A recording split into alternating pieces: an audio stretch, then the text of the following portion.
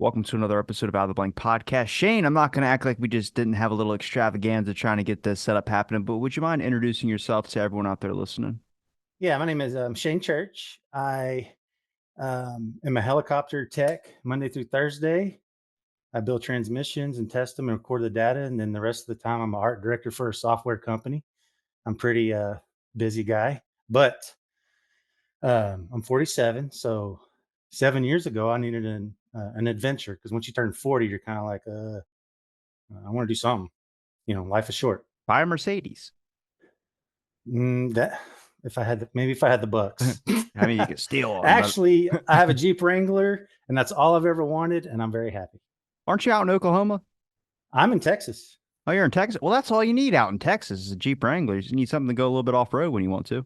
hmm But I spent a lot of time in Oklahoma out in the woods for the last 7 years, and basically I needed an adventure, so I chose Bigfoot.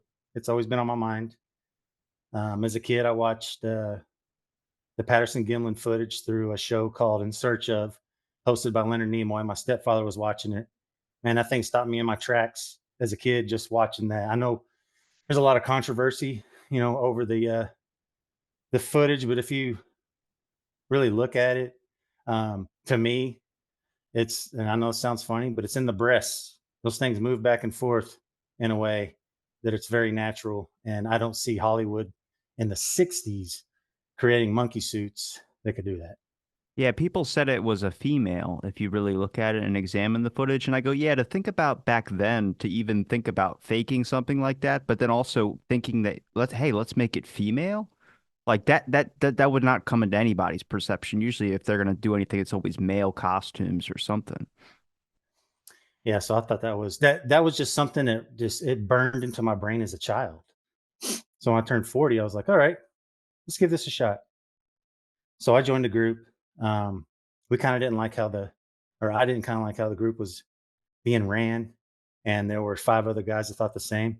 So we branched off and started our own group, Southern Bigfoot Alliance, SBA. No, we don't do small business stuff.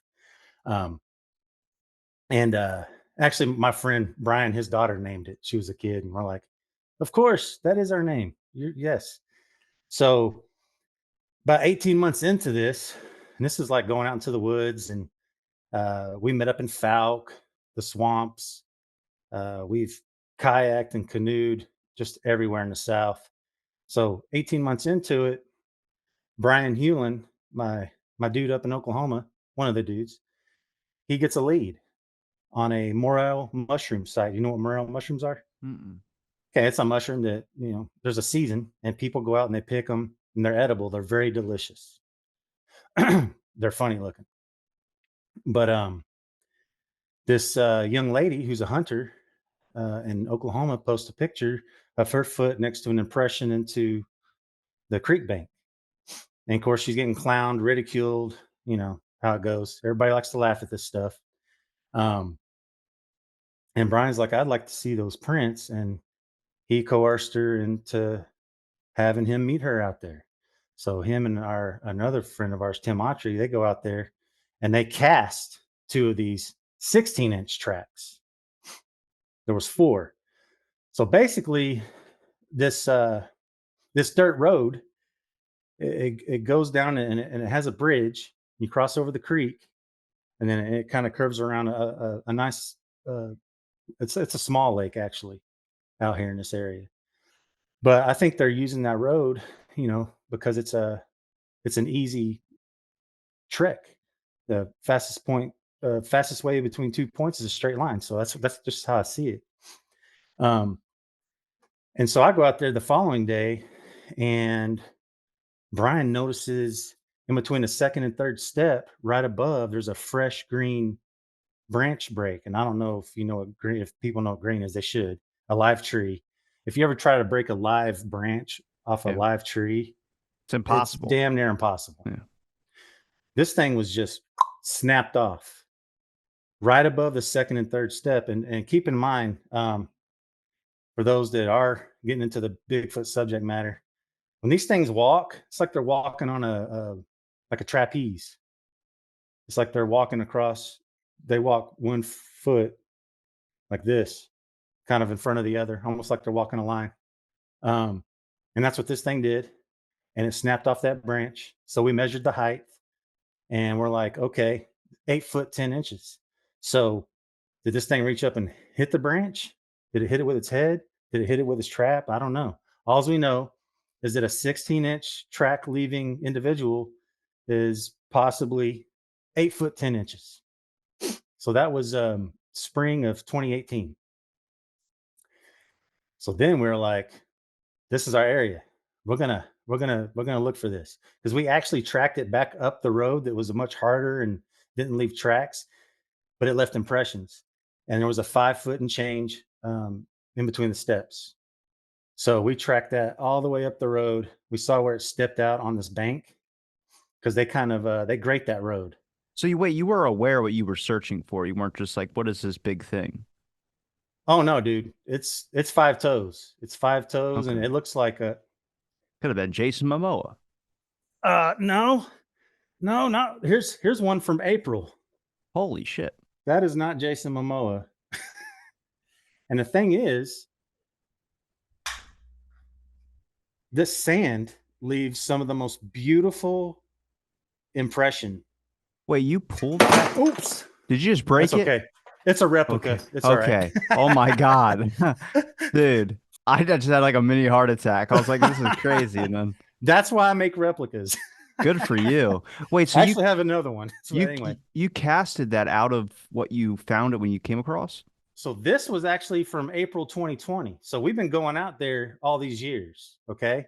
So spring of 2018 has the initial 4 steps off the bridge. Man, I can't believe I just did that. That's what I get for holding it by the big toe. Um, and that had our interest. We're like, we're going out here. This is our area. We got to figure this out because this is amazing. So we go back out, and then June of the same year, so next month, we find a 20-inch track on the bank.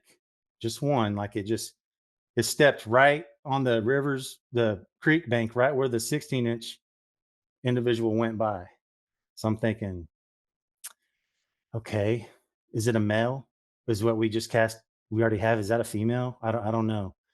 Also, if the 16-inch track leaving individual is possibly 8 foot 10 inches, what is a 20-inch um, creature going to leave? How tall is that? I mean, there's a math equation you can do. I don't know if it's legit or valid towards these things because we don't have a specimen. There's nothing. There's nothing to study. No one has a foot or and that we know of, right? I mean, nobody does. Nobody has anything like that. Um, but that was like, holy smokes. And not only that, but the first time I ever went out there and the pic and I wish I could share. I'll send you that our presentation, the PDF.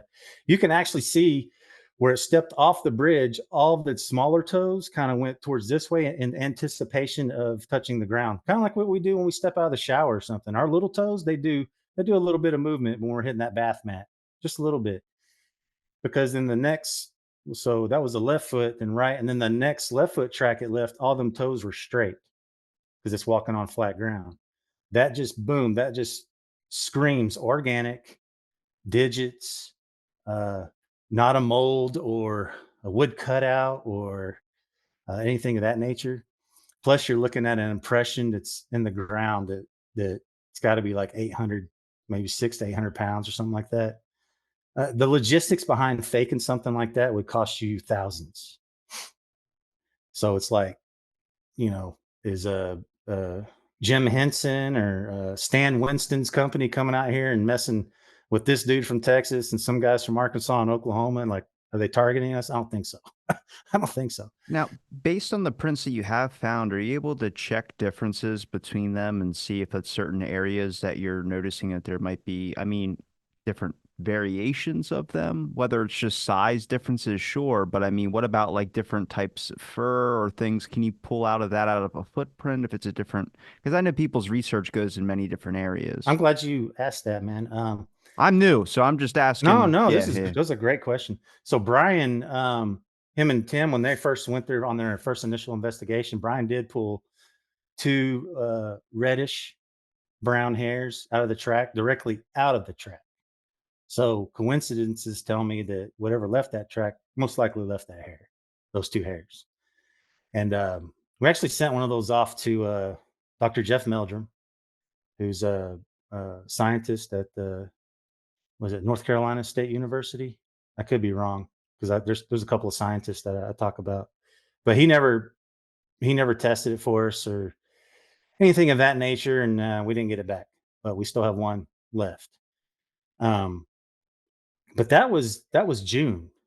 So June now we're like, okay, there's possibly two in this area.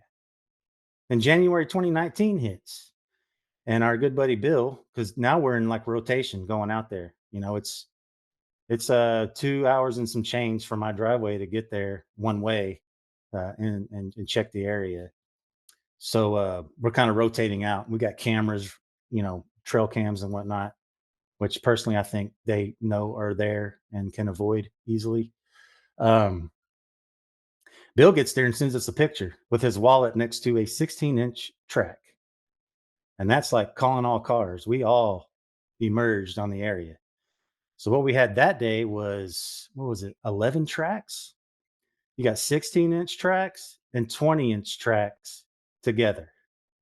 So now it's like, okay, this is some kind of unit, uh, uh, parent, child, husband, wife, however you want to say it, a unit. And then the way the tracks dispersed, um, there was another set of 20 that went around the actual curve of that road. So we're thinking, do we have three? I know we have two, but do we have three now? I don't know.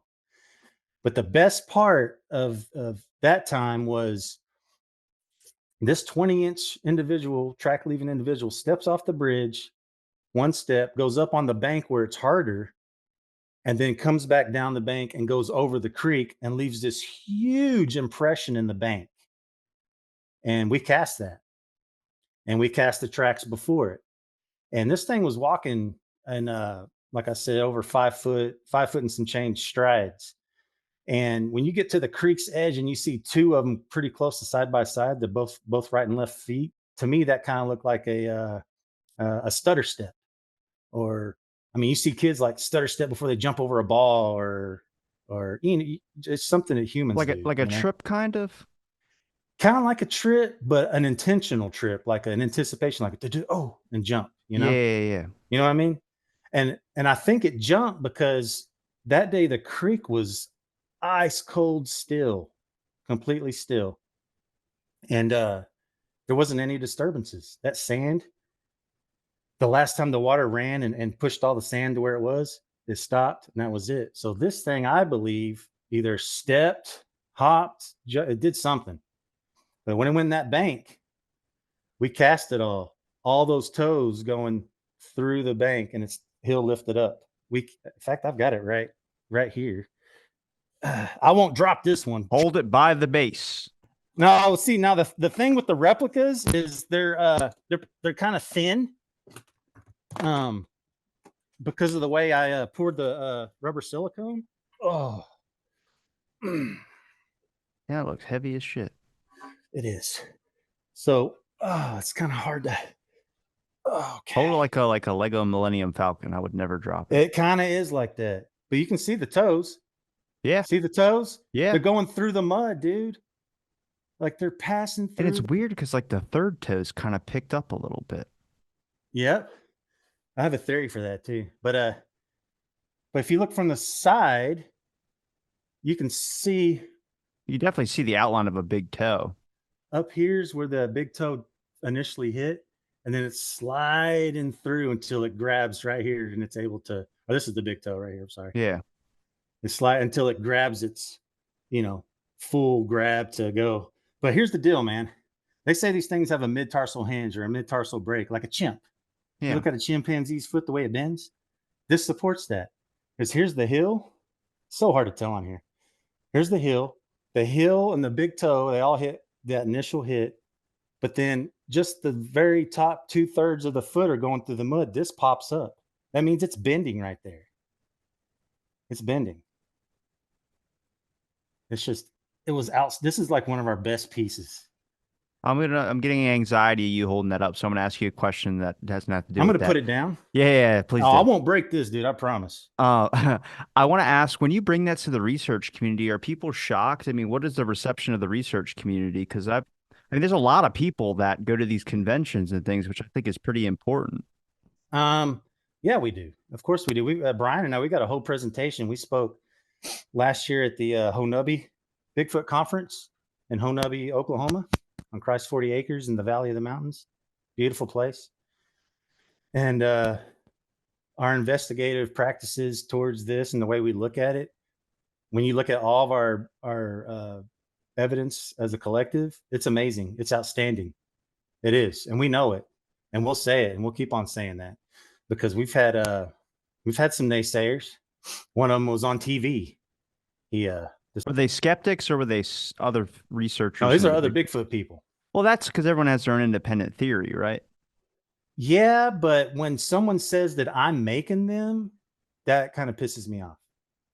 I get that. And I only made the ones that we cast in April of 2020, not the other ones. Just it doesn't make sense. And our evidence, it speaks for itself. It speaks for itself, man. Let me show you something. I got another thing. Now I don't have all the tracks because we tend to split them up. Um, I want to show you something. So when we were casting those tracks in January, it was so cold that some of our material was not curing. We actually built a little fire and put coals on top of these things to help them cure, and we still lost, I think, three tracks. Like they crumbled like feta cheese or something, that like that crumbled cheese. They just crumbled when we picked them up. This one broke, but I was able to, and I do have the heel piece, but I wasn't able to save this piece right here. But I love this because look how flat that is, right? That's the big toe.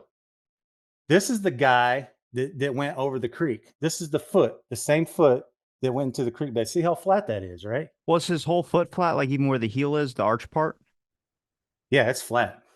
Dude, that'll give you some back issues. I can tell you that. I have a There flat is foot. a there is some weird anatomy going on in here and all of them, like where that mid tarsal area is. Like the skin's been doing this for years. You know, you're gonna get wrinkles and Yeah. so on and so forth. Can you tell how long that print was like maybe put into there when you cast it? Can you be able to date it, not carbon date it, but be able to date when the print was like when that person or that thing was Oh, placed that print? the only thing we really have to judge that by is okay. So you got to look at this creek bed, and we've had game cameras out there, so we've seen all the wildlife: bobcat, hogs, raccoon.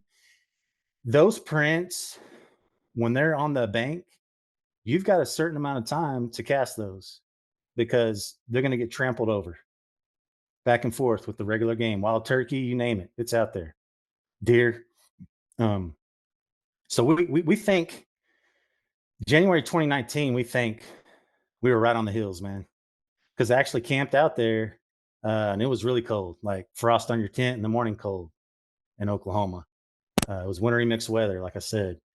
Um, and that night I heard some mumbling in the tree line about 1:32 in the morning. That's usually about the time when some activity starts making sounds and what rocks being thrown, that kind of stuff. But I never saw them.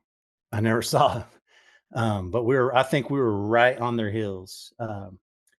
In June, I think that one had been there for a while because it looked like it had rained, and then it was June, so the sun had baked it and it was kind of crackled.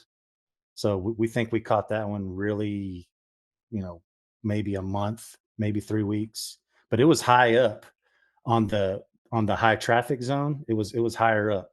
A deer did step in it though to get a drink out of the creek, so we got three deer prints impressions inside that 20-inch track, which kind of blows my mind because if you ever seen a deer drink from the creek, you know, they kind of have that stance, you know, they have I don't know what you call it, but like the front legs are like this and their back legs.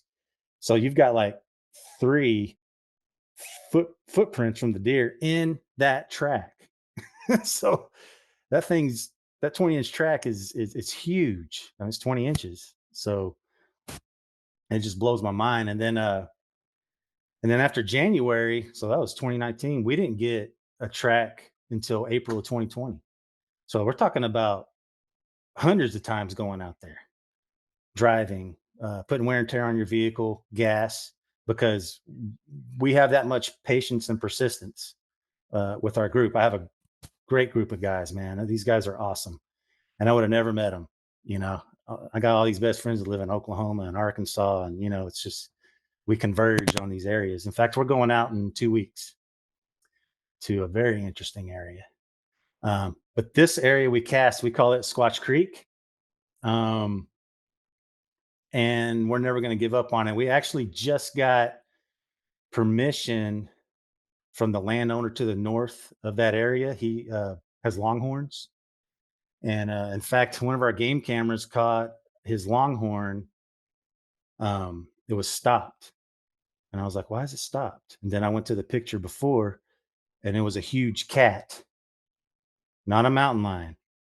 It was a lion from an African lioness, because there's a lot of big cat sanctuaries and whatnot in Oklahoma. Tiger King. Okay, Tiger King stuff is not too far away from the creek. Not really. Isn't Texas has more tigers than all the wild of the world because it's You not know what? illegal I to have hear that, tigers? and that's ridiculous. God, I hope they never get out. I love that. I love that fact about Texas. That's awesome. Holy crap, man. That I spent so many years trying to figure out how to order a sloth because I figured out it was the one exotic animal that wasn't banned in my state. Exactly. Exactly. They're $5,000 though. It's not cheap.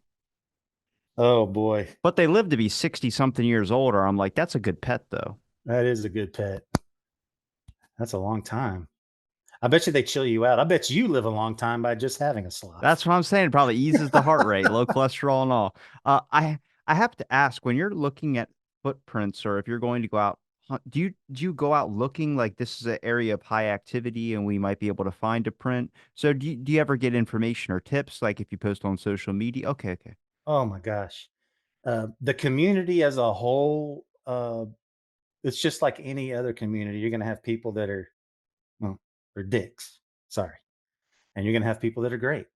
And that's why we have the word alliance at the end of our group, is because we've allied with other groups that are finding tracks all over the place. There's a guy named Shane Lee. I mean, he finds them out here in Sam Houston National Forest near the Big Thicket area, and they're amazing. We have this group of ladies. They found some tracks that I love, because our tracks, the big toes kind of splayed off, from the other four just a little bit. There's a little gap, you know. Hang on, let me get that.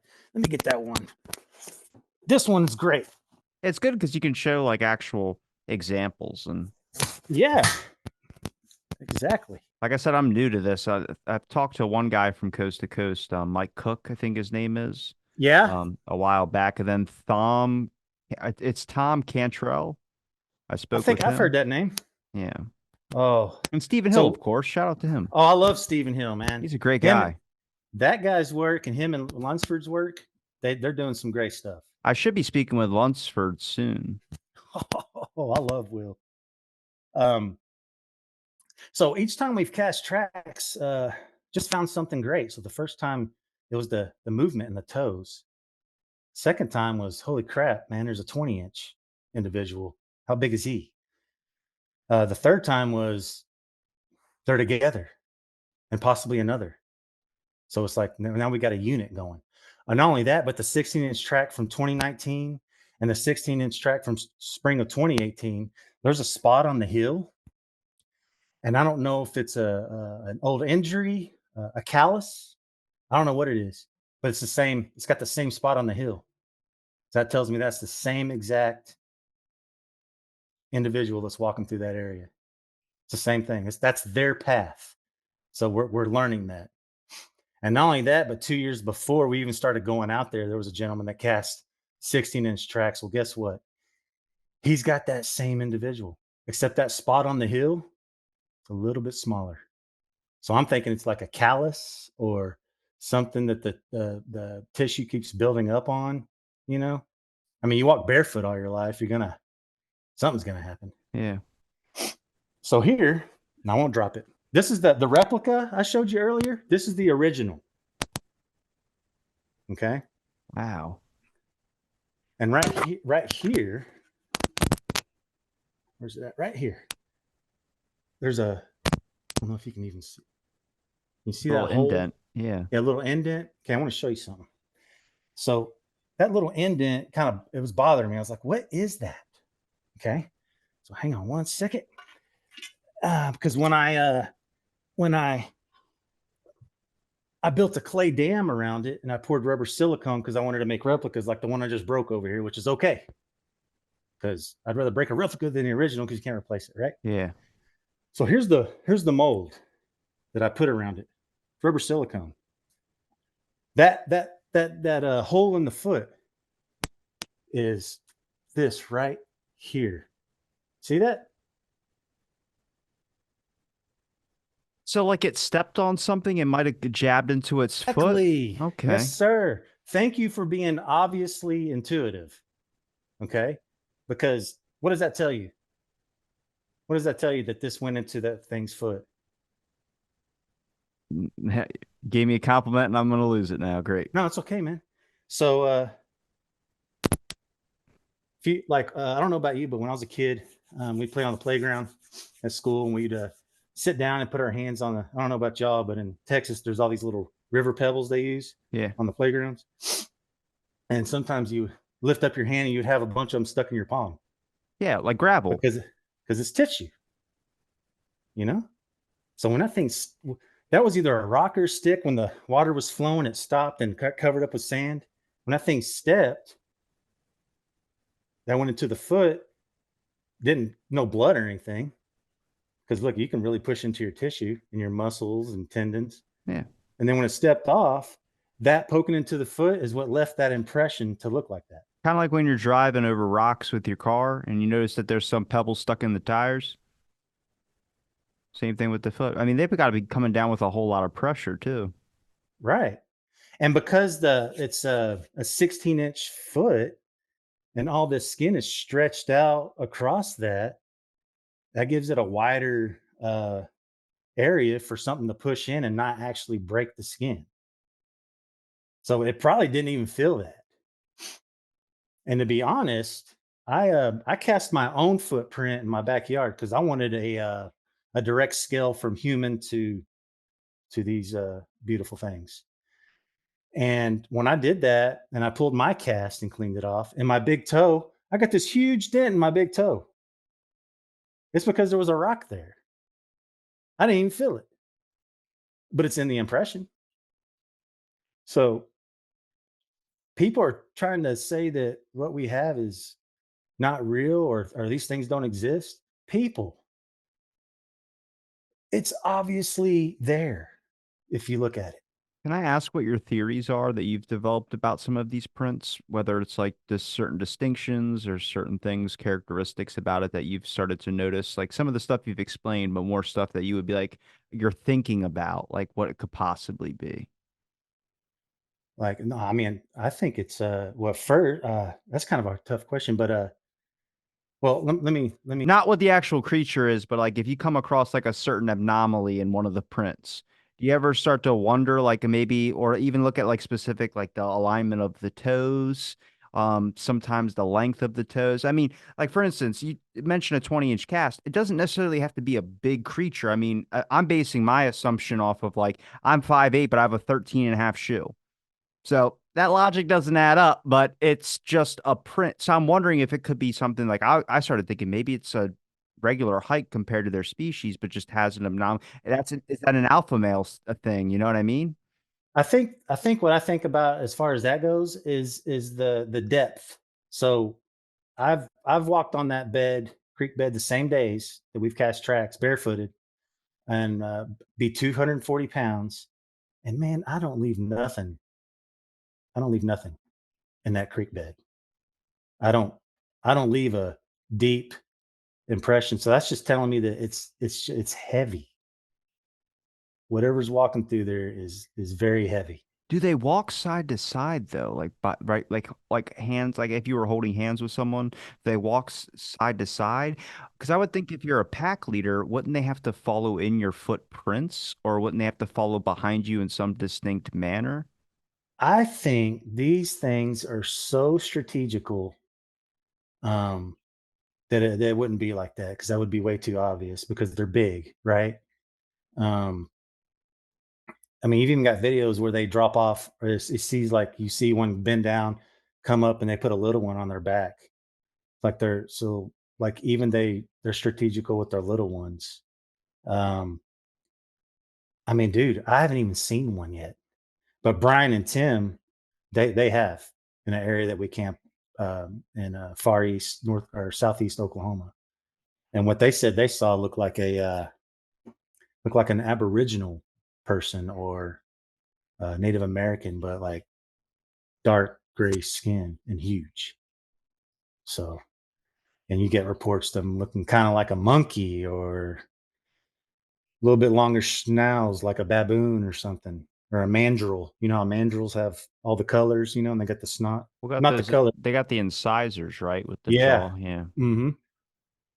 So, and we're just, I don't know, man. I really, I'm doing this because I really want to get a really good up close encounter. And I may be stupid because you hear horror stories too, but I don't know. With the guys I go out with and I trust and we have each other's backs, we're safe. Um, but Can as I far ask as you? the yeah, go Oh, ahead. no, go ahead, because you probably got an important point. Oh, no, as far as like the attributes and whatnot to the footprints, like Will Lunsford, they're finding three toe tracks out there. Um, there's people that have talked about six toes, like up in Missouri, and there's no telling what could be happening in the gene pool. What if the gene pool gets crossed and they get these weird anomalies, like as if people do, like an inbreeding or something? I don't know. Um, it's fascinating, and I don't ever see myself stopping looking for these things at all. No, good on you. Good on you. I was going to ask, do you think the government knows about them and has been covering them up a little bit? I'm in that boat a little bit. I'm like, if there is a secret, the American government, no offense to them, but they definitely will keep that thing. I've heard of kill squads mostly, and I was like, all right, I believe that. I had a guy on my show, and this I can base in academic research. Just when it comes to something plain based, nothing explosive or anything like that. A researcher in the UK, you can look up his episode. He's been on twice because miraculously, after he did my show, his sight was restored after 40 years. And I was like, that's crazy. He had a firework blow off in his eye. And I didn't know it. I'm meeting you for the first time. So I was just talking to the guy like how I'm talking to you. And I noticed he was doing this, like staring at me. And then I didn't hear from him for a couple of weeks. And I was like, I guess he didn't like the episode. And then he was like, no, I had this amazing thing happen. He sends me a newspaper in his town that his sight was restored after 40 years. And he was like, I did this kid's podcast and my sight came back. I was like, oh my God, don't tell people that. I don't want people showing up at my house thinking I got magical powers. Um, but no, he literally is just he would go down to one of the rivers down there in the UK, and then nobody knows what happens to the Vikings. We just don't know. They just kind of vanished. So everyone's like, we don't, that's kind of been the history's way of writing it. Well, he was searching these bog sites and found that there was remnants of iron that was left from Viking era. And he brought it to his college down there and had a researcher look at it. He goes, yeah, it's definitely from something around the time period of the Vikings. And he goes, well, you can take it back now. And he was like, why don't you guys want this? This would show that their Vikings, this would be their last date that they were in this area. We can do an investigation on it. They're like, oh, no, no, that means we have pagan roots and we're not looking into that. And they just pushed him away.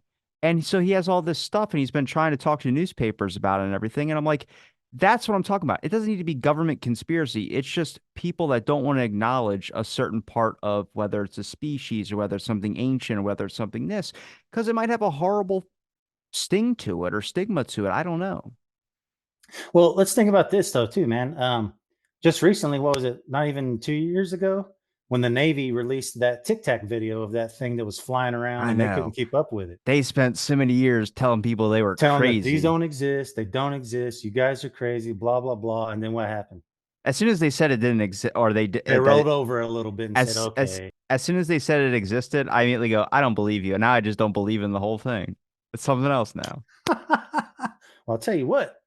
In December, when we were driving to one of our spots in the Kiamichis, we were going down 66. I know you don't know where that is, but we were going to turn right on Route 259. 66? Uh, no, no, Oh. it's not Route Okay, I 66. was about to say every country person has made a Three. I song know it's in about the it. 60s.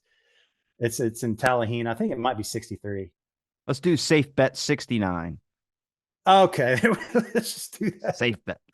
So you've got me and Gus, and then Bill and Darren are behind us, and we turn. Man, as we're turning, sir, as we're turning and looking into the woods, and you got the rows of pine trees, about another pine tree in height in the sky was a disc, a straight up disc, a disc. And its lights were amber, and those lights were moving in a carnival fashion. And I was like, that's either a tower or that's something else. And Bill was like, that could have been a military helicopter. I go, it could have been. I mean, I work on helicopters myself, but everything I've hit the guys up with at work is, and what they've showed me looks nothing like that at all. And I did go back there during the day and check to see if there was a tower or anything of the like. Nothing. Zero. That was a disc. It was moving slow, and the way the lights were, it was very ominous. And I was like, it's like that damn thing is scanning the woods or something. So Um, I do I there's stuff in the sky, dude. There I is. I got some episodes I got to send you. There's some crazy just experiences I've had doing this thing. But Jorg Arnu is his name. The first time he was on, he was just a guy who has a site that looks very conspiracy, but honestly, it's so just he didn't believe in aliens. He didn't believe in anything like that. And he was like, all I do is I fly my drone and take pictures of Area 51. And we were talking about, I was like, how do you like the government like acknowledges it like a month after we talked? But I was telling him, I was like, there's all this going on. I started bringing up the UAP subject, and really, I've talked to everyone from that area. And I was like, I've really tried to like, I think this is questionable, this is questionable. He goes, I don't believe in aliens. He goes, I'm just telling you, the government has cool spy planes.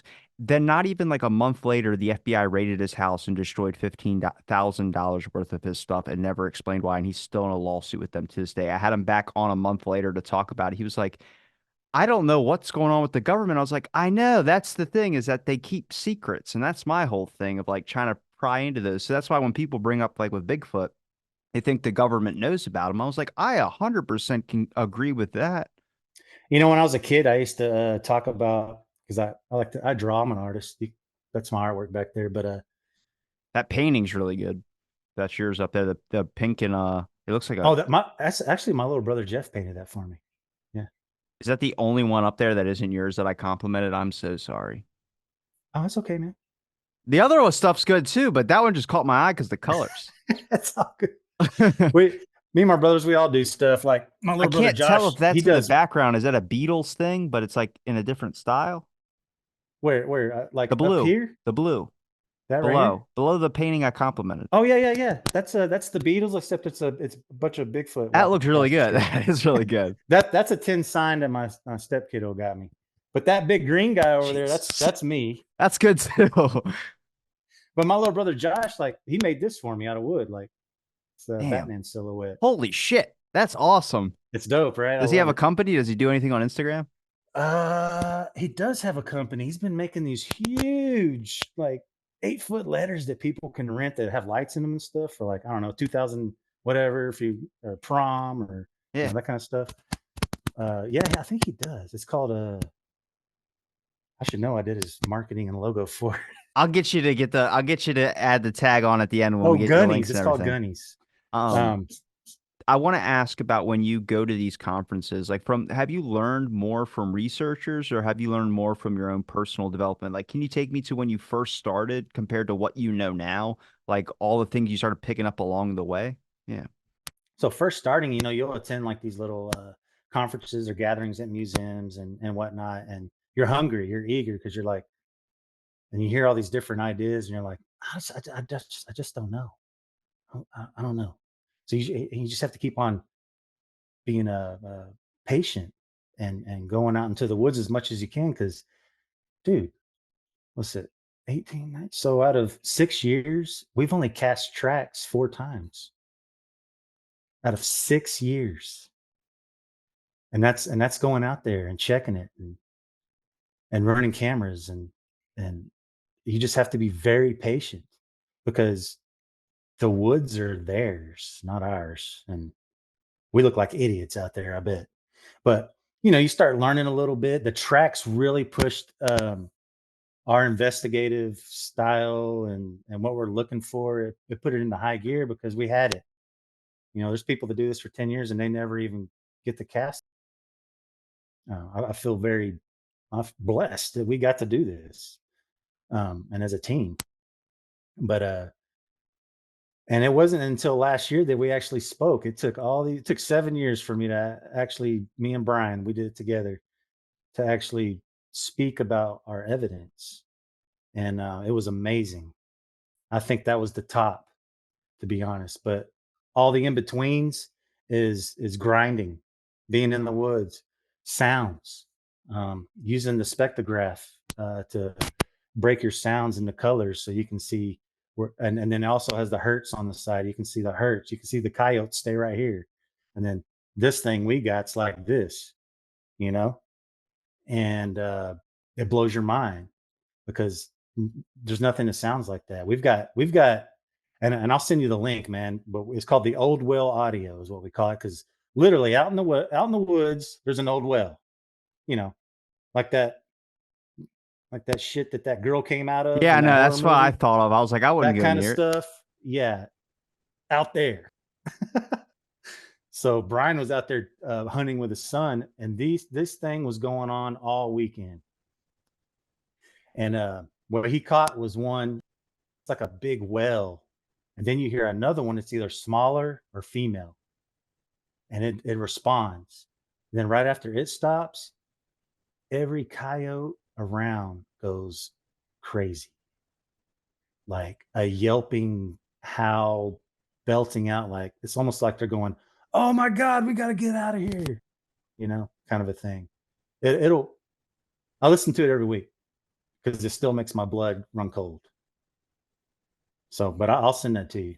Actually, I'll send the if there's a link, you can put it in Yeah. with this right here. Um, Um, has any researchers enforced your opinion or changed your ideas of the prints that you've been casting? When I say that, I mean like you mentioned a hair that you found in one, mhm. but does that give you a better depiction to be able to visualize what you're seeing when you're looking at a print? Like what could have made this? Could it have this type of body style? Could it have these types of qualities or features to it? Because I'm sure plenty of researchers have come across hair or something. Oh yeah. Yeah, yeah. Um, I don't know, man. For me, like I went to art school and I drew naked people for like 2 semesters, all shapes and sizes, uh, all You're all not talking about their private regions, right? all kind, dude. Mine. It's always the guys with the smallest that get up there to have the most Well, there was courage. one guy. No matter where I put my easel, I was drawing his ass. No matter where I put it, Dang. I was like, I'm gonna try. I'm here in this corner this time, maybe. Nope. It's like, there it is, buddy. Damn it. Whatever. Full moon, baby. So uh, I studied anatomy because I went to the school to kind of learn 3D CGI animation. I ended up picking up graphic design and taking that venue. But studying anatomy is my thing. I love it. And looking at these prints in that beautiful red Oklahoma sand. I mean, even the raccoon tracks out there, you can see the life pumping in them. It's like a beautiful canvas, a natural canvas. It's like the Red River. It's that sand. And the only thing I've gotten out of it, as far, because I don't know what they look like. I don't know what these specific guys. I don't know what they look like. All I know is their big toe is splaying a little bit from their little toes, and in humans, if you see that, that's usually a problem for the person because that's indicative of you not wearing shoes all the time and being kind of heavy. And these things don't wear shoes. 8 to 10 inches wide foot. That's at the fat part, man. That's a huge foot. Um, so all it tells me is these things have weight and mass. That's all I really know right now. And everything that they've talked about the mid tarsal break, how it bends right there, kind of like a chimp. I think what we have totally supports that. I think what Shane Lee has over in Sam Houston National Forest supports that. Because and then you got the mud. The mud moves a certain way. You've got tissue and tendons and muscle and everything. It's going to move that mud a certain way. Shane Lee has that. One of our guys, Darren, him and another guy were camping near the Lone Star Trail. They ended up smoothing about a quarter mile of it or so and checking it, periodically because it's just a nice canvas, right? And they ended up casting some little tracks, some little guy tracks at like 2:30 in the morning. I mean, I don't think anybody's letting their kids run around the Lone Star Trail at 2:30 in the morning. What kid has a foot that big? Do what? I said, what kid has a foot that big? Right. It's not as big as like these 16 or 20s, but and it almost looks human. But then you see that mid tarsal break. You see where the mud got pushed. That means the heel lifted up and they propelled forward with this much of their foot, with their heels popping up. So it's just awesome when you see that, and that's over there. These tracks are over here, and they've got that, and so on and so forth. And what's really and you were talking about the journey earlier, from not knowing nothing to actually getting some evidence and trying to figure this thing out. After we spoke in October, the flood of people that we got to talk to was amazing. You got to see pictures. Uh, this lady showed me a picture from the ground she shot during the daytime of a cave in New Mexico, because New Mexico's got some of them caves that are kind of far up, you know, the side of a sheer cliff or whatever you want to call it. Man, it's completely dark. It's the daylight's coming just to the edge, and all you see is this huge it's got the brow. Yeah. You can see the sunlight from here, and parts of it. It's just looking out of that cave at her, and it just made the hair on the back of my neck just stand straight up. I've never and that's part of it, man. You get to share with like-minded people that also have things that you've never seen before, and it's just outstanding. And people that go about their day to day and the concrete jungle have no idea what is out in the woods. I'm telling you. I mean, even if you're analyzing footprints of Sasquatch or if you're analyzing footprints of a raccoon, it makes you view the world differently. Because a lot of people just walk over these things without even paying any attention to them. Maybe a hunter bends down to pick something up and sniff it or something like that, and deer walk this way at 2 miles an hour or something. But when you're actually looking at a print, you're actually making molds of it is a different thing because most people just neglect these things every single day. We don't even, I mean, looking at your footprints in sand is cool for a lot of people, but we don't think about it in the woods or anything. Let me show you how crystal clear this sand is. So right above that, where that rock or stick went in, there's a little bitty twig with some leaves. Okay. See if I can see that little twig Yeah. with the leaves, the two leaves. Yeah. Why that's so That detailed? Damn. that's what I'm talking about, man. This that sand is just like, and when I see these tracks, dude, it's like coming downstairs on Christmas I Eve, know. I see your face light up. It makes me excited. and all the presents are for you. You know, it's like, but I wanted to show you this too. So on the fourth toe, see that right there? That's a stick. The stick is still in there. Do you see the stick? Yeah. That dark spot? So when that thing stepped on the stick, it left an impression in that toe. That's tissue, my friend. That's tissue.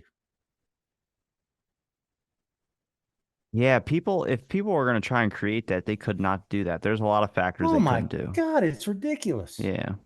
It makes me question because the Gimlage footage, I mean, I'm probably saying it wrong, but there's like that's everyone's first initial impression into the subject, I feel like. I think it's important to our culture because they're obviously it just like I remember being 6 years, 7 years old watching X-Files and things of that sort. I don't think it did a good service to the subject, but it was entertaining to watch. But it sparked up so many people's interest where if you ask somebody about a paranormal experience, if you ask somebody about a experience they like I don't know, a cryptid experience or anything you want to say, They go, I don't know about that, but I did have this one thing I can't explain. And I'm like, please explain that one. And it's usually something along the lines of most of the time it's paranormal from what I've looked into. But then there's other things like people talk about a creature that they saw and they couldn't explain a big something, big black in the shadows. It just, they couldn't explain it out in the wilderness somewhere where I start going, it just makes you think a little bit. But the Gimlet footage, that everyone has seen it. Everyone knows what you're talking about when you bring it up. Why is it so controversial now? Was this always controversial or was it just Oh yeah. okay?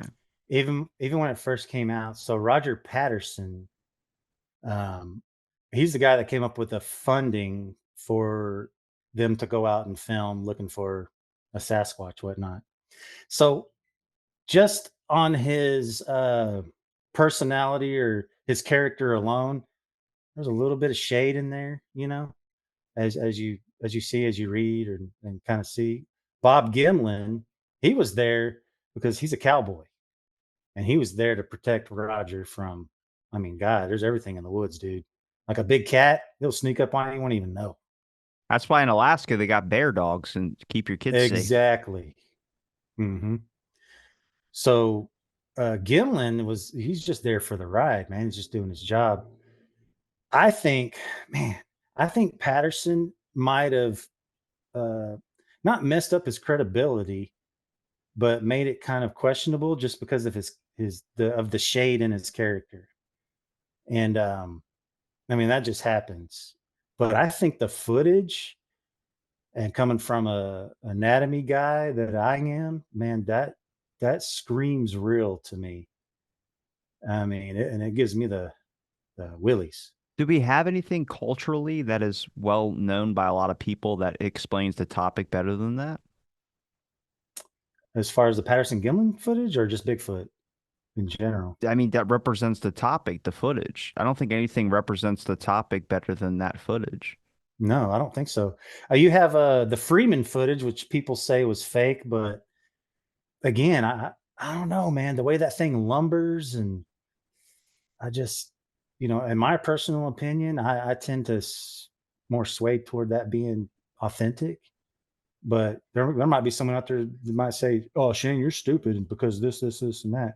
Well, I mean, that's your opinion. And when you get down to it, we still don't have a specimen. We don't. Why didn't that guy send the hairs back to you? Uh, I'm not gonna say. You're the fourth person I've talked to that has said that to me before. For So, real? yeah, that they've sent hairs away and it's gotten taken from them. And I'm pretty sure there's an article about it as well, too, about this. There is a place, I don't know if it's Oklahoma or not. They have a giant statue of a Bigfoot, but one of the guys there, one of the rangers, talked about sending hair samples away, and someone had confiscated it and never gave it back to him. Well, now we actually sent it to a guy that's openly into the subject matter and a scientist, right? Like for a college. So we thought this is probably our best route, but um, I mean, he could have sent it back, man. He could have just said, "I want to do it," and just send it back, whatever. But To keep it, that's the thing. Why keep it? I know, I know, people like to keep things. Trust me. Um, This might but be we a do stupid. have. Oh, go Go ahead. ahead. Sorry. Go ahead. Oh, we do have another scientist. We're dealing with. His name's Darby Orcutt. He's amazing. He's an amazing guy. And what he's done is he's grabbed a bunch of other scientists with different practices in their background, and they've kind of formed together to research this subject matter. And they have a form you can fill out um, about your evidence. And if they like it, they'll get a hold of you and say, "Yeah, we want to test that right now." So the other hair most likely will be going to Darby Orcutt. And oh, I also have this, dude. So the track I showed you with the stick and the hole, the Yeah. tissue. So there were 5 tracks on that day. The fifth one never got cast. So I went back out that week. I drove back out Friday to camp, and I dug that track up. I brought it home. Darby Orcutt told me to keep it in food containers in a dark, cool place. It's still there because I'm thinking there's got to be something in there. Like, what if the sand operates also like a loofah or something. I mean, we're constantly shedding skin cells, and we make dust in our house. Why can't these things shed something in their when they're walking? You know, skin cell or anything that might have a um, DNA within it. So, but he has a guy, and then I haven't got to furtherly discuss this. I think he's more into other evidence right now, but I believe he has a guy because him and I were talking about it one day that can sift through sediment on a microscopic level and look for uh, a sign that way. And man, I'm not getting rid of that dirt until he's ready for it. If he's ever ready for it. If not, I still have it. And and because I thought about getting an eDNA test done on it, but Darby explained to me that a lot of the eDNA stuff is for existing things that are already documented. Like, yeah, we could take this water. You got perch, blah blah blah blah blah blah, deer drinking out of this. It's already on. Those sequences are already documented, and we're talking about something that doesn't have that we know of documentation on its DNA that's legit or to the public, I should say, open to the public. Like, hey, this is Bigfoot. This is what it looks like. You know, there you go. Here's your pamphlet. Here's your pamphlet. There's your pamphlet. I just got a couple more questions for you, but one is about the academics that are involved in the subject, whether they're paleontologists or people that are their field of research is looking into ancient older things. Did they kind of talk to you about this and give you a better perspective on it as well too, like knowing that it might have some ancient roots? I feel like that always gives me a little bit more comfort and belief knowing that there's something older that's here.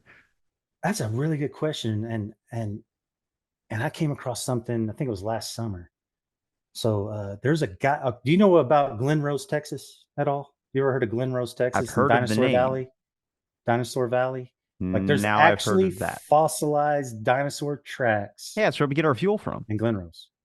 Exactly.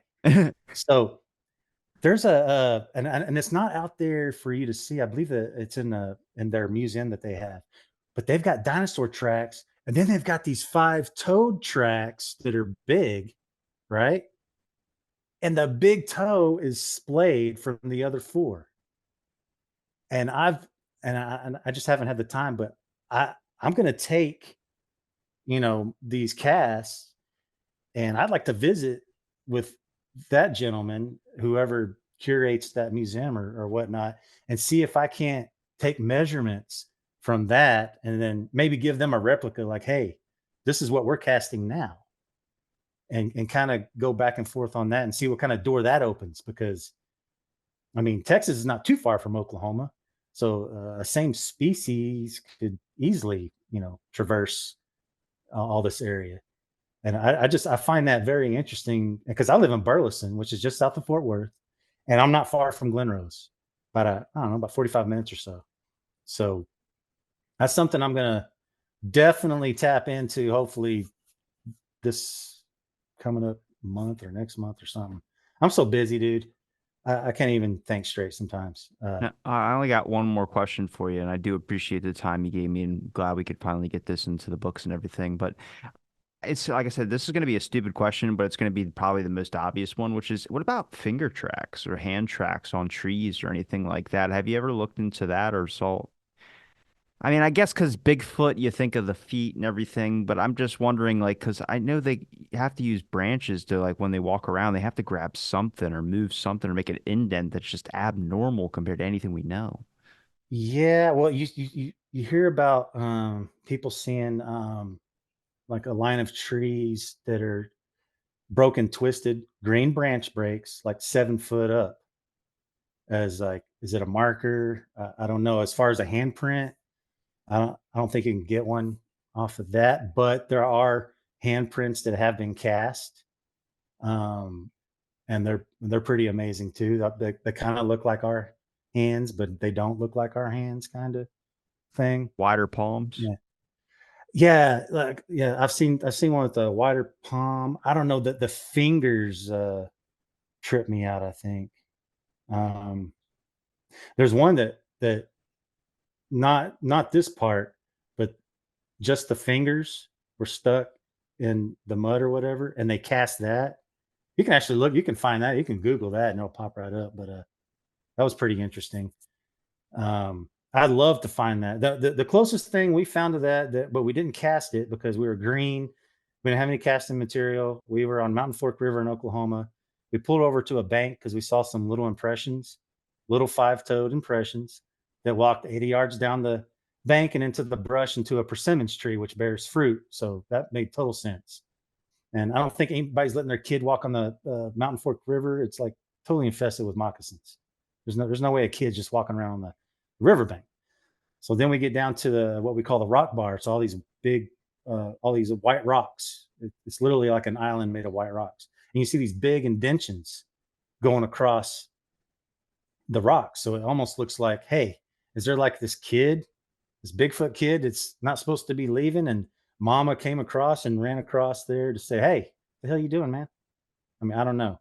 It's just speculation. But we went across and started going up that hillside, and what we saw was it looked like foot, knee. It looked like if one of us was climbing something sheer enough, and there's pine needles and dirt, and you're just making all these impressions as you're going up.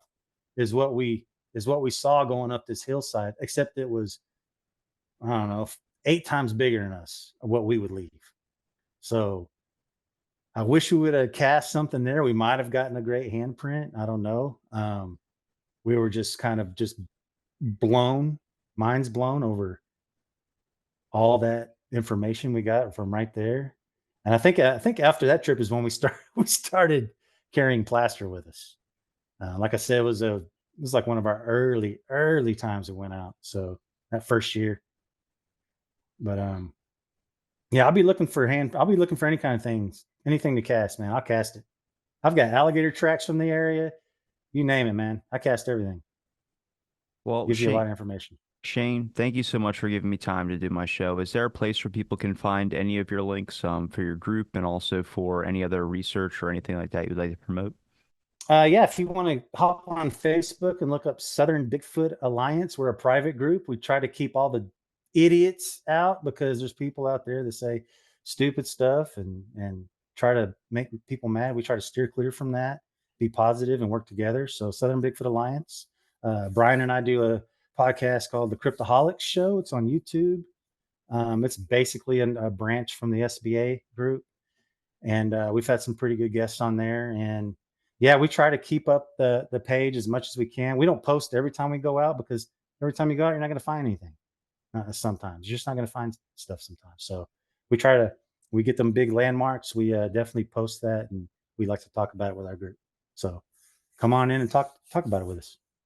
Well, Shane, I'm going to link all those links in the description. It's been a pleasure chatting with you. And thanks everybody for listening to this episode of Out of the Blank. Stay tuned for our next episode.